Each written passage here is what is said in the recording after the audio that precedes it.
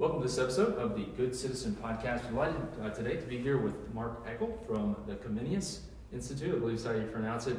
Mark, how are you doing this afternoon? Doing real well. Thanks for the invitation. Well, I know, Mark, you were on a radio show. You actually have your own radio show and just came from that, so thanks for stopping by today. I was just really blessed, able to talk to you actually a year ago. I believe we met at a Q event, talking about the good of the city. If you're unfamiliar with Q, I encourage you to Google that, Gabe Lyons and Q.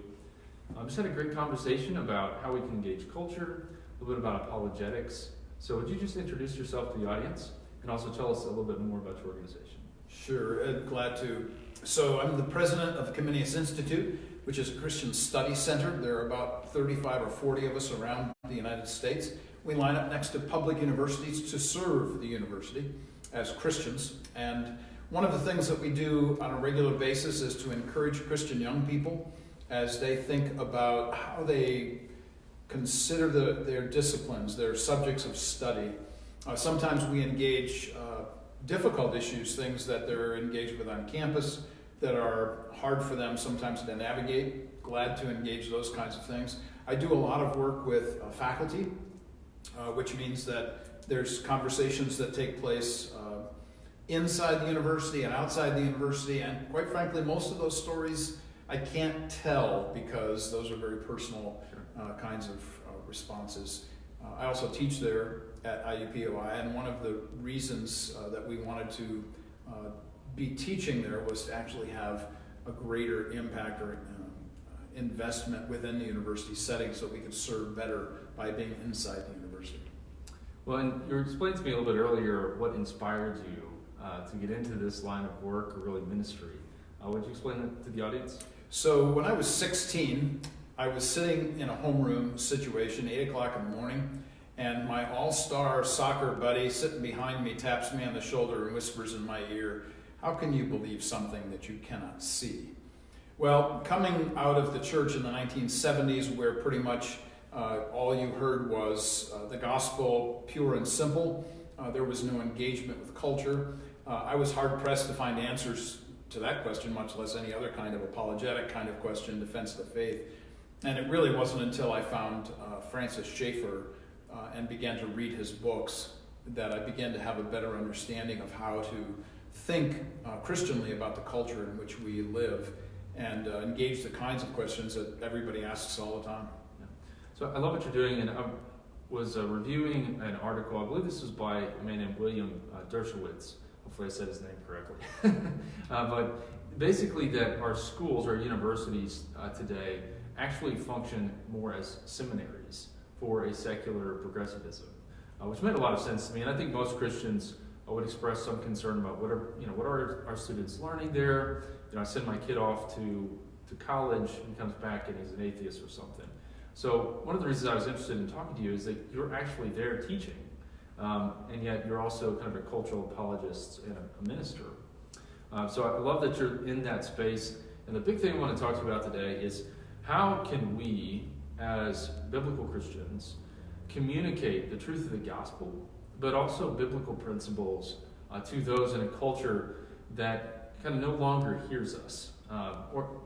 And even some Christians, I would say, they're speaking kind of the same message, but then they're wondering why it's almost like they're not listening to us anymore. And so it's almost like we're speaking different languages in a sense. And culture has changed so fast, it's only going to continue to change at a fast pace.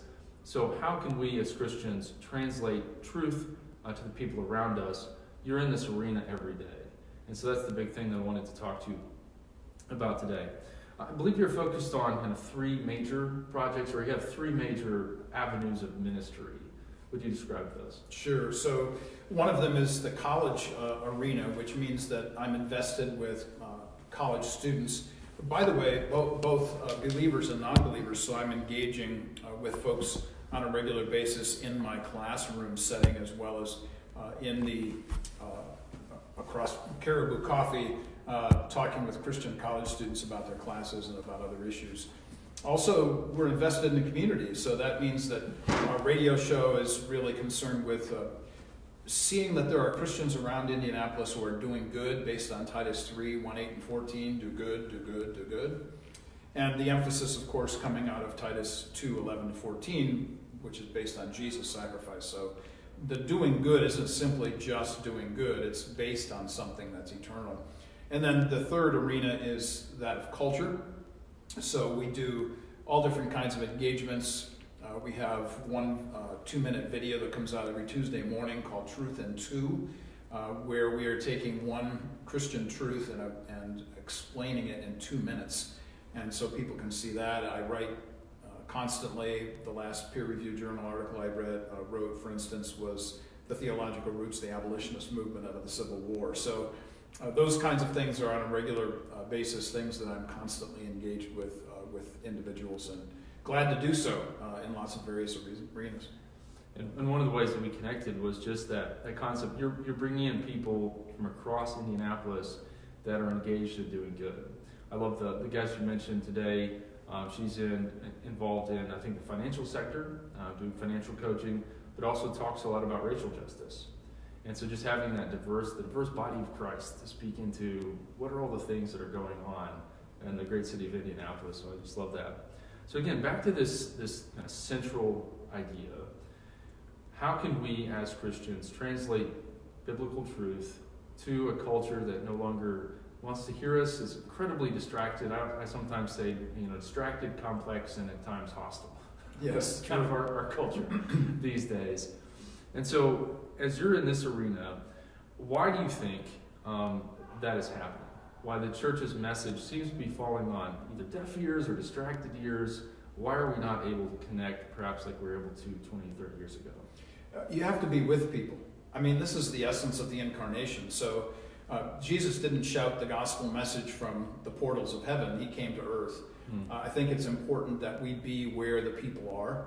And considering that, you mentioned early on the impact that the university has, certainly is true. And I think Christians' best approach, which I think is an important word too, the issue of approach.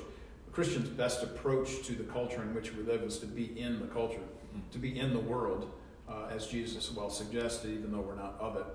I was sitting with faculty around a table some time ago, 6 or 8 of us, and a big discussion about an issue, and the problem of ethics always arises, and no matter what, everybody has to address right and wrong to some degree. And so I'm sitting next to a colleague who I know is not a believer, and yet at the same time, he wants the same consequences, the same ends that I do. And so we were having this discussion, and I looked at him and I said, we both want the same thing at the end of the day. We want the same ends, the same consequences, the same results. But I said, you and I are going to differ on the origins of where that comes from, the source from which this comes, and that I think is really powerful. Now, at that juncture, he shook his head up and down. And it was a shake of the head out of respect. Yes, you acknowledge the fact that we differ in this. You acknowledge my position. You acknowledge that we are different. And yet, at the same time, we actually want the same things. How we get there from the source or the origin of where we get that from is going to be different. But how we get there, honestly, we really want the same thing. So I think it's important to answer the question. You have to be with folks. You have to sit at that table. If you're going to be at the university, that means you have to have all the letters after your name that they do. It means that you're going to have to publish, and it means that you're going to have to teach. But the only place to be able to do that is while you're there. So I'm still taking classes, actually, at IUPUI. So I'll be taking a course this coming semester on sociolinguistics, of all things. Oh boy. And it's going to be a lot of fun. But it's one of the ways that avenues and doors have been opened to share a biblical view of life and things without chapter and verse with people who are antagonistic to the gospel as it is, but not to the universal transcendent truths that the gospel brings. You have one thing that I'm amazed by when talking to you is you have this incredibly diverse group of topics or issues that you're studying. You, I think, are publishing a paper here soon. What is the topic of that paper? The topic of the paper that's coming out is actually on neuro-diversity, and the idea of shifting from stranger to neighbor based on Leviticus 19. But I have real personal interest in the concept of neurodiversity. I'm also working on a paper that hopefully will come out this coming semester as well on failure and helping students overcome failure mentality in their writing. Since I teach a course on writing, that's just kind of par for the course. But I'm always publishing, I'm always writing, and that's just goes along with it. And some might say, well, that sounds kind of like you're geeking out. But these are all topics that I think are directly relevant to our shared experience and also the gospel itself. I just finished Malcolm Gladwell's Talking to Strangers, I believe is the title of the book.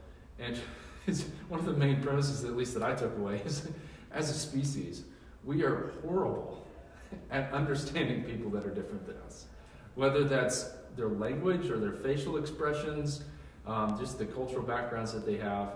But because the gospel is something that we're supposed to be telling to all people, then we have to be, I think, leaders in trying to understand people that are different than us. And so it's right in line with what you were saying. I love that you mentioned the incarnation. Actually, this is what God's kind of laid on my heart on Sunday. I'll be preaching, and my focus in that message is looking back at, well, what was the method that God used? It certainly wasn't sitting back in heaven just, okay, I'm going to do this from here. He actually came and took on flesh and became one of us. And I say this to myself as well, because the temptation is there. But as an American Christian, it is so easy to just go to my church, be in my little holy huddle. God, now go save those people over there. but I don't have to go reach them, right? And so that's such a good word, just being with them, understanding them, witnessing with them. So there's a lot of talk today about polarization, and certainly that's a lamentable fact. What do you think is at the heart or the root of that? Our issue really as a species goes all the way back to Genesis 3, and the issue is one of authority. So I think the most important question that anybody can address, and the most important question of all of human life, is who says. Any teenager will say to you at some juncture, who are you to tell me? So this is what I'm dealing with on a regular basis when it comes to how I engage with people along the way in a classroom setting. So here's an example of this. I'm teaching a course, and my students are writing papers on things that they're very passionate about. Well, I have one student who is in the LGBTQ plus community, a wonderful young woman who has tremendous abilities as a writer. And so I've been encouraging her, just as I would any student. One of the things that struck me, however, about her writing was that she viewed anybody who disagreed with her as if they were cardboard cutouts. They were automatically wrong just because they disagreed with her. And so one of the things that I tried to help her with was to say, you know, the best way to communicate what you believe is to take the best arguments from the other side and show how they are wrong. And so because she was writing this one particular paper on one specific topic, I said, you know, I just read a couple of articles about this from a vantage point that would be antithetic to yours. Would you like me to share them with you? And there were crickets, you know, she didn't want that.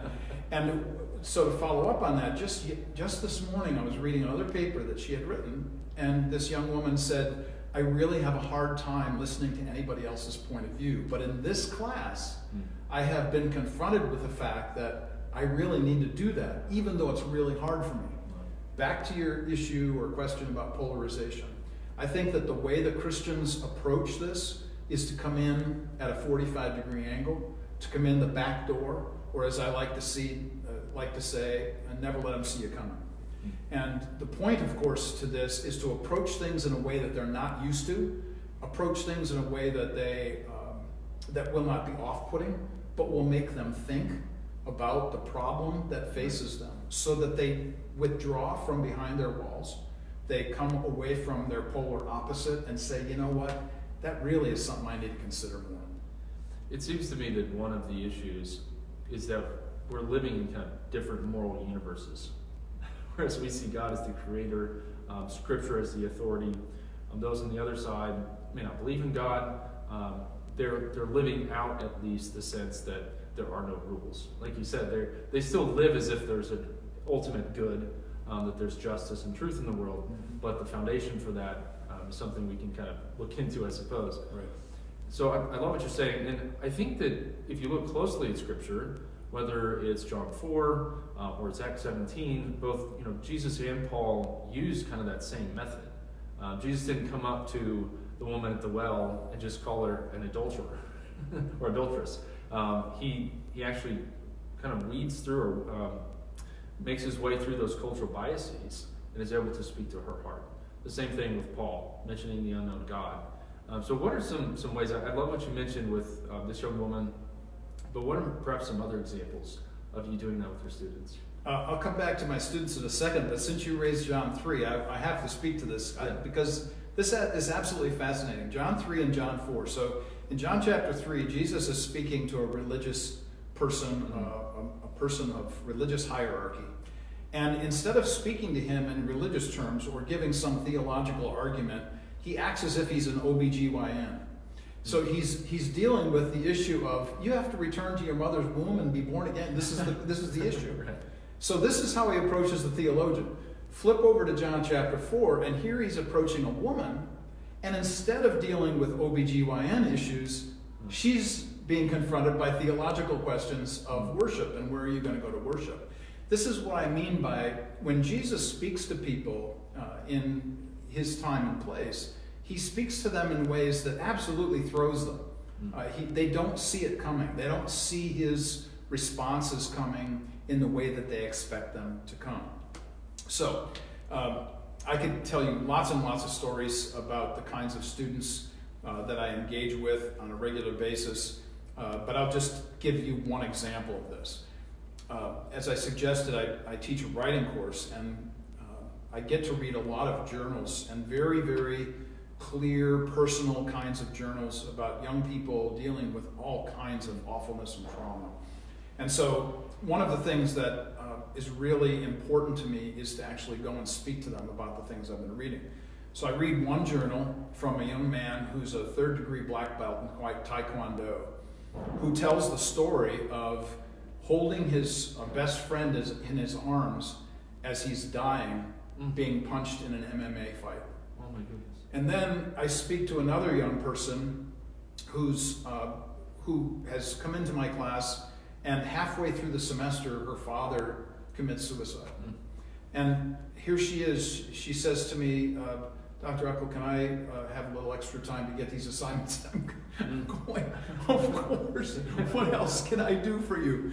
You know, but all the way through those relationships, I have sat with these young people outside of class.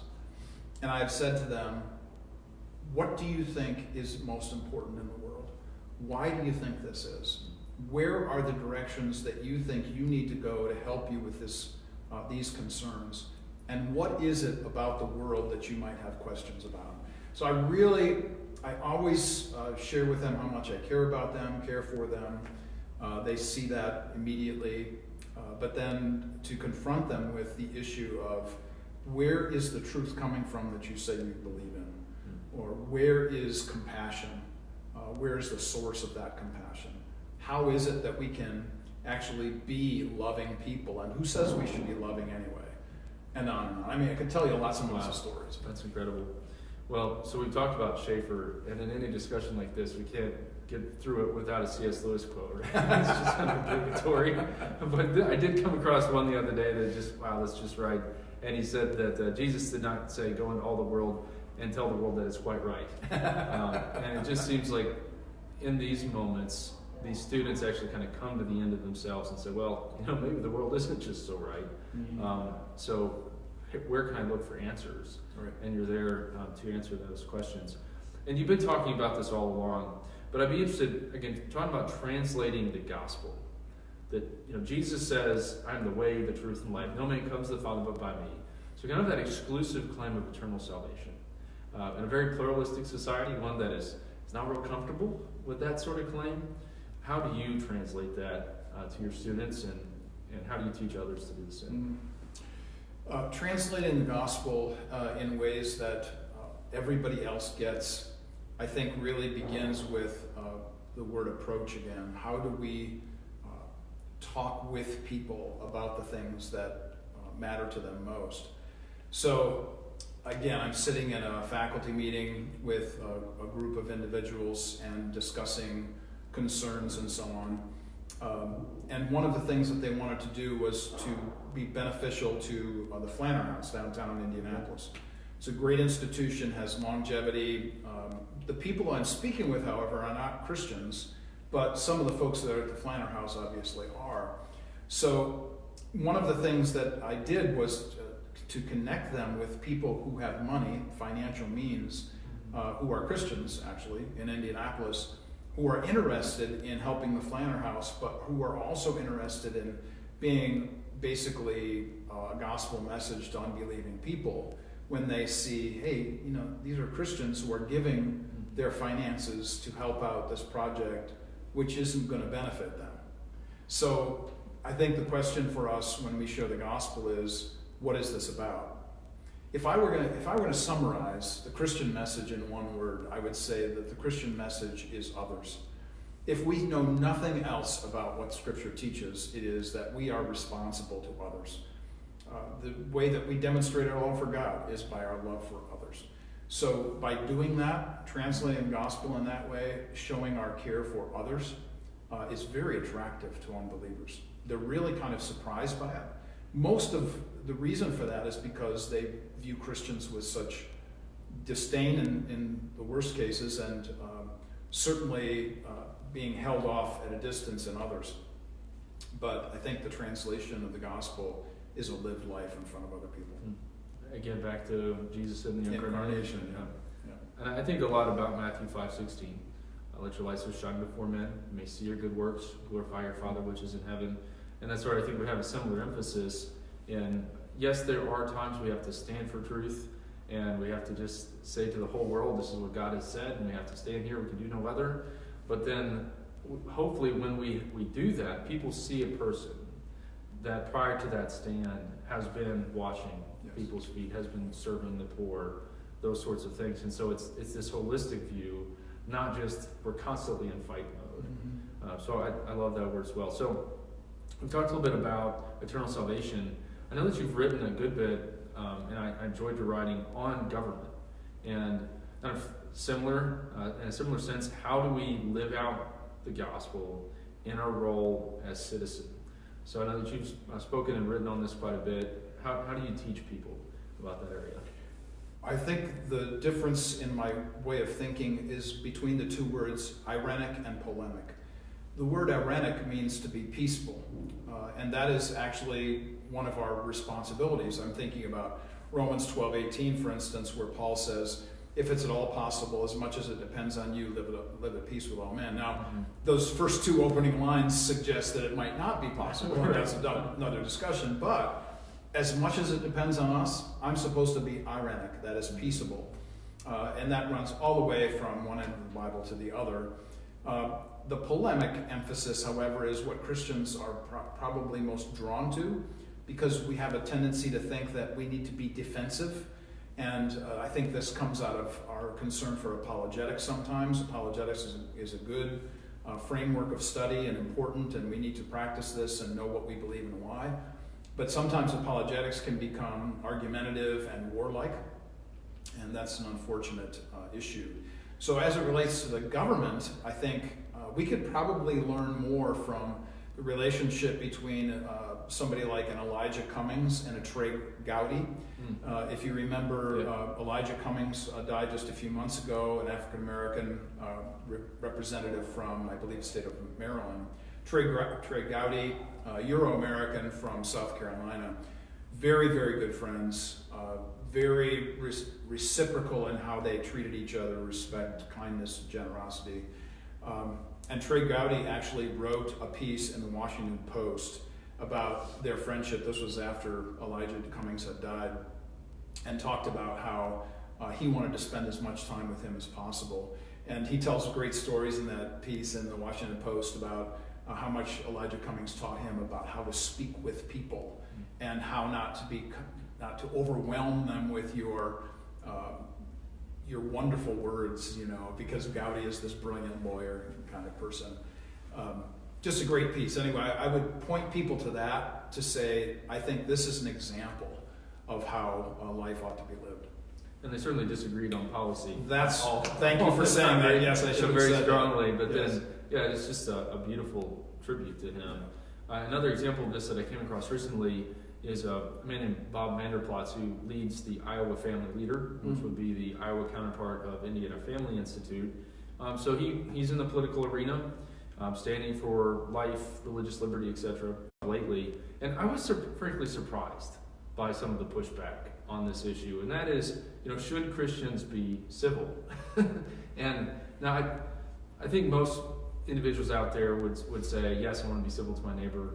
But even in how we interact with culture, whether we do so with a strident tone and kind of condemn people, that sort of thing. And so the argument is, well, if you're kind and you show kindness all the time, you're not speaking truth. And so what are your thoughts on that? Is civility kind of a sign of weakness? Like, we'll just love you, but then you can just run over us. So as strategy, as we move forward, what's the right balance there, and is civility a sign of weakness? I think if we were face to face with Jesus in human form, we would probably take a half step back. Jesus was no wimp. Jesus was not just a carpenter, which is normally the way we translate those ideas in Second Testament teaching, New Testament teaching, but he was probably much more like he dealt with every kind of construction that there was, worked in stone, worked with wood, and so on. And so when you think about people like that, you think about people who have tensile strength. I mean, they had no reciprocal saws, there were no forklifts, handmade meant handmade. I mean, that was really the case. So that's why I say Jesus was no wimp. But what did he say in Matthew chapter 11? He's very interesting. He said, follow me in my message, for I am meek. Now, the Greek word there, meek, is very interesting because it means gentleness but with strength. And I think the issue that arises out of that particular word, and what Jesus was emphasizing, was you need strength, but you need to know when to use it. You need to be strong, but knowing when to use it is the greater strength. And so, going back to the word weakness, for instance, weakness is all the way through Scripture. Think about Moses, for instance, in Exodus, who viewed himself in this way, and yet God says, this is the person I use.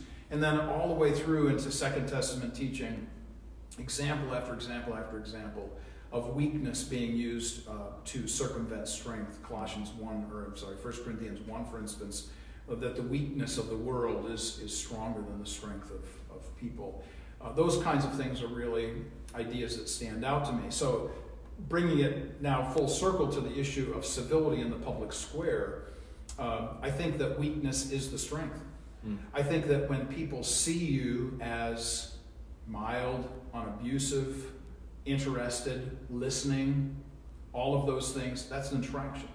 I was in a faculty meeting just this past week where I was sitting around the table, and our meeting went from 2 o'clock until 3 o'clock. And I did not say anything until 2:58. Wow. And that was only because I was asked. So here are all of these people making all of these comments about whatever we were discussing that particular day. And then finally somebody said, Mark, you've been pretty quiet. What do you think? Well, I offered my 90 seconds full of stuff because I've been taking notes the whole time. And I think that was the thing that was more interesting to them, was that I'm really not interested in running over people. And just as a sidebar, everybody that knows me at IUPUI knows who I am and what I believe. So that's just kind of the backdrop to Mark. So how you respond to Mark when you first meet him or have conversation with him, I hope changes after you've been with Mark for a while. Wow. Yeah. Well, and some Christians would say, well, there really isn't a place for us in the public square anymore. We're kind of being forced or pressured out of these different positions. And I love that you're there, kind of in the fulcrum there, in the university, in the academy, just shining the light of Jesus, but doing so in a winsome way, I think showing others. I came across a concept, I think, that consistent with what you've been saying today. And this, I guess, came from a 1990s cartoon, but it was picked up by MIT, and it's called Shaving a Yak. And so, and I had the same reaction. Like, well, what did the MIT science have to do with shaving? But the concept of shaving a yak is like, you're doing something over here that seems to be kind of full of drudgery. It's not really exciting. It just seems kind of normative, repetitive, that sort of thing. But if you look at it and you look at causation of what actually makes a difference, shaving the yak, which I've never shaved the yak, but I guess it's kind of boring. I don't know, not really exciting. But shaving the yak, in a sense, is what actually changes things. And so they use that as kind of these just mundane laboratory tests and things that eventually make scientific breakthroughs. And it seems to me that much of Jesus' teaching and ethic is just like that. And is go serve the poor. You know, walk with these students as they're wrestling with the concept of free speech and actually listening to people that disagree with them, going through suicide in their family and such. And that is what actually produces the opportunity to then share the gospel. And so I love that that's, shaving the yak in a sense. So just kind of last thoughts on civility, translating the gospel in the university setting. So many stories to tell running through my head. There are so many different things to say about that, I think. But let me tell the story that just happened this week. I was talking with some student leaders who are Christians, and they are pro-life people. I stand foursquare with pro-life. Just as another point of emphasis here, there are two things that I will always stand for, and you will always hear me speak vociferously about: pro-life and pro-freedom. So people need to be free, and that we need to stop killing babies. So those two things. That's controversy. Yeah, well, that is, but and that's where my unbelieving colleagues know that that's probably not some place to go with Mark, because that's just, he's put up this thing that says no. But back to these young people, they were asking me, well, we'd really like to have a debate about pro-choice, pro-life, and faculty, and could you find us somebody who would be pro-choice? And I smiled and I said, I know a lot of faculty who are pro-choice, but I said, I just don't know that that's probably something they would want to do, because they would be asked to come into what they would consider to be a hostile environment. They would feel alone. They would feel, in a way, ostracized, set apart. And I said, frankly, I would hate for them to feel that way. Now, I don't, these are my colleagues, some of them are my friends, and I want to be, as best I can, peaceable with them, even though we absolutely disagree about issues concerning life and abortion. But I said, is there a different approach that we could take? So I'm suggesting some various approaches that they might be able to take to engage in this manner. One of which, by the way, is to invest in the arts and perhaps actually have a contest of sorts to create pro-life kinds of statements in artwork in ways that would be attractive. And I keep coming back to that word attractive. I'm very given to Titus 2:10, one of the three so that's in Titus 2:1-10, the last of which is in verse 10, where it says that we might make the gospel attractive. We do these things that we might make the gospel attractive. So my responsibility is to attract people to the gospel, not to put them off. Therefore, I believe that by doing that, that's an act of civility, that is to actually open my door, invite people in. I call it the hospitality of ideas, and then have those kinds of conversations that only take place if we're together. I love that, because sometimes I think our only reference when it comes to political engagement is you've got to own the other side. Like, so-and-so slams. Well, if you own or slam them, good luck going to them afterward and talking to them about Christ. And so keeping your eye, and a good friend of mine, Greg Baker, who leads a similar effort in Iowa, he's always talking about what's the target on the wall. The target of the wall is making disciples who can make disciples. And if that is your end goal, you're going to engage this so much differently. And I love that question, is there a different approach? Now, at some point, you have to make a decision and decide on approach. Oh, sure. But how many times could we have avoided mistakes if we just asked that question with a goal in mind? So that's gold. Last couple of questions, and you've been sharing so many different stories, but was there just a recent kind of meaningful moment where you saw God working through you in your ministry? So I was sitting at a table, as I normally do on Tuesday and Thursday after my classes. I stay an extra 3 hours or so afterwards just to talk with students and faculty. And this one particular day, I was talking with this young man, and it turns out in the conversation, he's agnostic. And he told me about his religious background and his upbringing and so on, and that he grew up in a Christian home basically with grandparents encouraging that. But he said, I'm a scientist, and so, we talked about the issues of science. And one of the things that we came to concerning science was the issue of order. And so I was asking him questions about the issue of order and concerns of stability. How can you say that you can observe anything in the universe if there is no stable, ordered universe? And then you have to ask yourself the question, where did that come from? So we got into the whole concept of intelligent design. And he said, well, this is one of the reasons why I'm an agnostic, because I know that there's something else out there. And I said, well, can I share with you what I think that is? And he said, of course. And so I mentioned to him that I began in the book of Genesis, and I believe it's literal historic, and that the God who has entered our world in the person and work of Jesus is the very person who was the one who created all things. And so I went through all of that, and he pulled out a piece of paper and just ripped off this corner of it, and he was writing, and he said, when he finished, he ripped it off, and he gave it to me, and he said, here's my full name and my number. He said, I don't talk with very many professors. I don't have very much respect for a lot of people, but I do for you. And he said, when in the future, when I have questions, and my questions are going to be about origins and ethics, he said, I'm going to call you. Wow. And I want you to be there to address these kinds of concerns for me.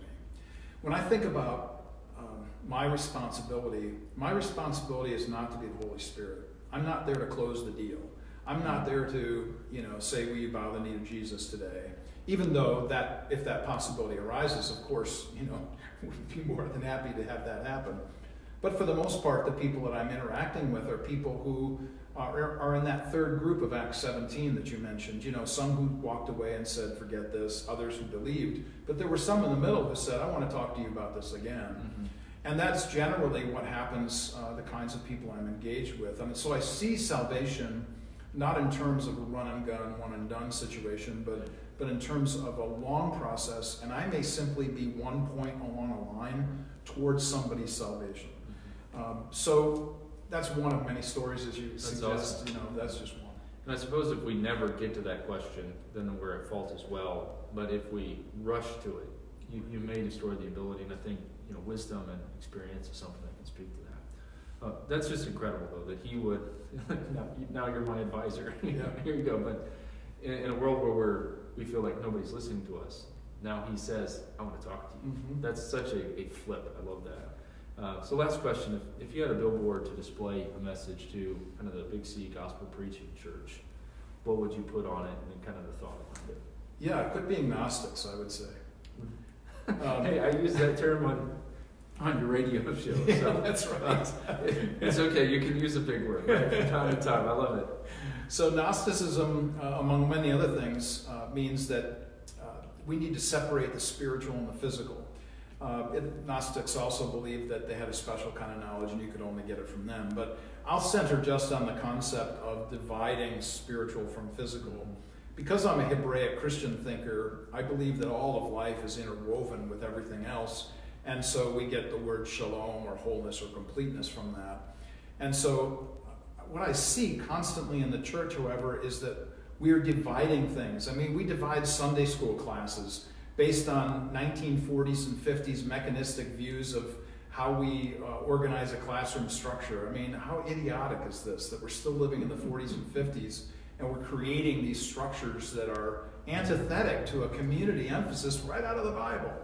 Yeah. You can tell I could launch into a long diatribe about that. Tell me what you really think. But I do think that Christians, one of the biggest problems that I see amongst us is that we box everything out. We dichotomize things, separate it. We make it its own thing. So even to the issue of politics, sometimes we view politics as this standalone issue, or we don't even realize that our Americanism has so suffused and infused our Christianity that we don't even see a distinction any longer. Whatever our belief system is, if we're progressive liberals or we're perennial conservatives, And we don't even understand that our culture has so influenced us, so hijacked our thinking about everything, instead of truly coming at life from a biblical vantage point. And I have to say, that's really hard work. I'll say that again, that's really hard work.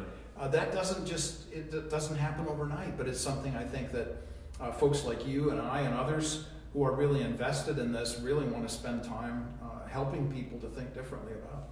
Amen. Well, that's such a good word, and like you said, it's easy to say, and it's really hard to do. And I always come back even to my own heart and life. You know, am I living this out? Am I doing this consistently in a way that it's going to lead people to Jesus, but also be an example to others? And so, beloved, stop being a Gnostic. Stop being a Gnostic. What else would you expect from a professor?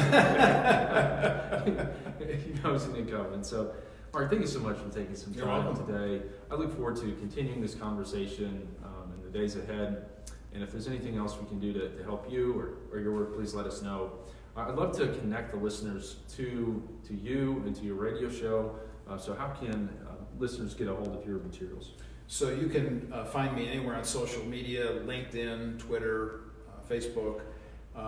You can find our YouTube channel. The Comenius Institute has a YouTube channel where all of our radio shows and all my teaching from various places is uploaded. You can go to my personal website, which is warpandwoof.org. That's warpandwoof.org. And you can go on the website and find out what that actually means. Comeniusinstitute.org.com. That's where you can find out about the kind of work that I do in the three venues of college, community, and culture. Always glad for people there to invest their time there if they're so inclined. And Comenius is spelled Comenius, based on the famous John Amos Comenius from the 16th, 17th century. Yeah, so those that don't know Gnostic or Comenius, there will be a spelling test. This episode. Right. He's a professor. So, Mark, thank you so much for what you're doing. Thanks for stopping by. Appreciate it. All right, that was great. Loved it. Good. So to your point about is there, to maintain the connection and do things together, the answer to all of that would be yes. You don't always find people that are symbiotic in their thinking about how to approach, which I do believe that's the key word. I don't think that the words today are what and why. I think the questions are how and when. Absolutely.